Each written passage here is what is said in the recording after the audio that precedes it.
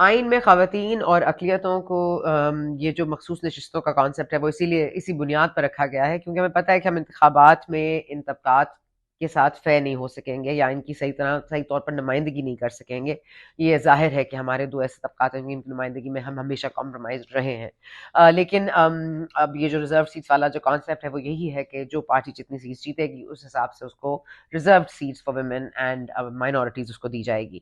لیکن مان لیجئے کہ اگر ہر 4 کامیاب امیدواروں کے ساتھ ایک مخصوص نشست اٹیچ کر بھی دی جائے تو جو ووٹ کر رہا ہے ایکچوئل میں جو ووٹ ڈال رہا ہے وہ جس پارٹی کو ووٹ ڈال رہا ہے اس کا جو 1/4 ووٹ ہے وہ اپنی ہی پارٹی کی کسی مخصوص نشست کے پاس بھیجنا چاہتا ہے. اور یہ جو الیکشن کمیشن کا حالیہ فیصلہ ہے اس سے یہ ہوا ہے کہ امیدوار کسی اور پارٹی کا ہے اور مخصوص نشست کسی اور پارٹی کو ملی ہے. تو اس وجہ سے یہ فیصلہ جمہوری طور پر تو ہے ہی غلط, مطلب اس کو تو کسی طرح پر ہم صحیح مان ہی نہیں سکتے, اخلاقی طور پر بھی غلط ہے.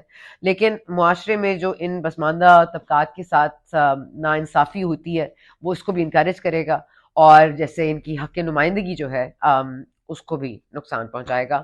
سو just wanted to make sure that you know that.